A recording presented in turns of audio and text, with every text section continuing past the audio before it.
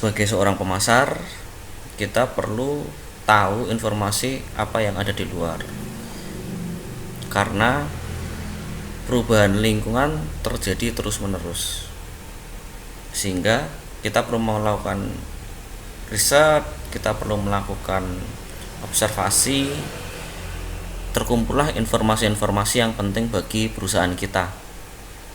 Dan kita juga perlu memindai lingkungan atau scanning lingkungan tersebut, kemudian mencari apa yang penting dan apa yang harus dilakukan oleh perusahaan kita. Kita lihat di sini, menganalisis lingkungan pemasaran. Apa artinya? Artinya adalah perusahaan perlu mengenali dan merespon kebutuhan dan tren yang belum terpenuhi. Jadi apa yang di luar sana yang belum dipenuhi oleh pemasar lain, kita berusaha penuhi itu. Sehingga ini perlu kita mengenali lingkungan di luar.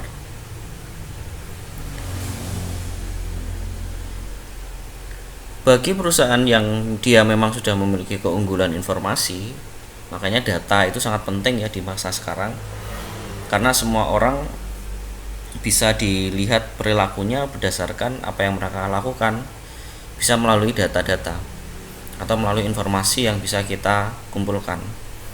Jika perusahaan memiliki keunggulan informasi, maka dia dapat menikmati yang namanya competitive advantage atau keunggulan kompetitif. Keunggulannya apa? Kita bisa memilih pasar yang lebih baik. Kita bisa mengembangkan apa yang akan kita tawarkan ke masyarakat. Kemudian kita bisa melakukan planning atau perencanaan supaya pemasaran yang kita lakukan itu juga lebih baik dibandingkan yang lain, karena kita punya informasi yang lebih awal. Kemudian dikenal istilah marketing information system.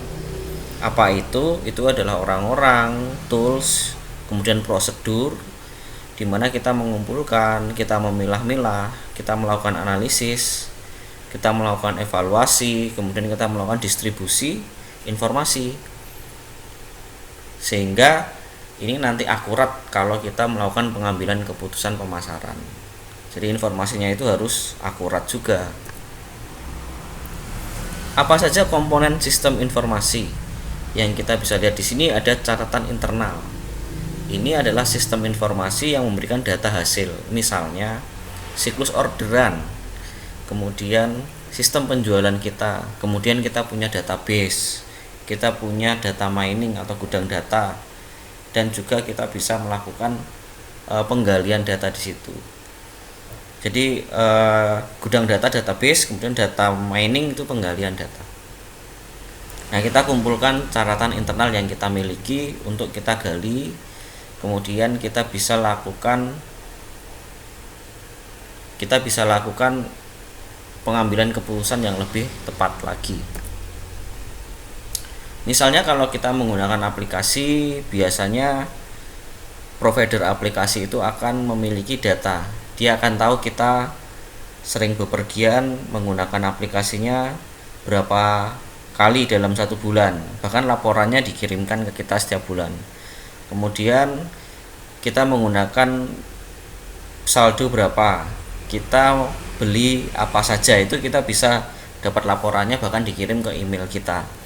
Nah, itu juga mereka analisis data yang sudah mereka rekap, itu mereka kumpulkan, mereka analisis, sehingga mereka bisa menawarkan tawaran-tawaran yang memang pas untuk kita, memang match untuk keseharian kita, seperti itu.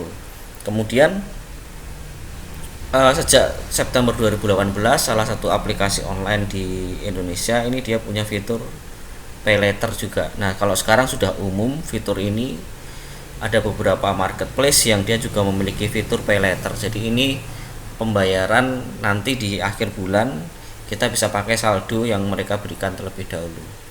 Nah, tentunya pertimbangan dari mereka memberikan fitur ini adalah tingkat penggunaan kita saat kita menggunakan aplikasi tersebut. Nah, kalau misalnya kita memang datanya bagus, sering menggunakan, nah kita akan ditawari seperti itu. Dan ini sepertinya sekarang sudah umum terjadi bahwa kita menggunakan fitur pay later seperti itu. Nah, perusahaan-perusahaan aplikasi itu dia memiliki data yang dikumpulkan ya dari para penggunanya, yang ini disebut dengan big data. Nah, big data ini nantinya akan sangat berguna bagi mereka untuk mengembangkan layanan mereka.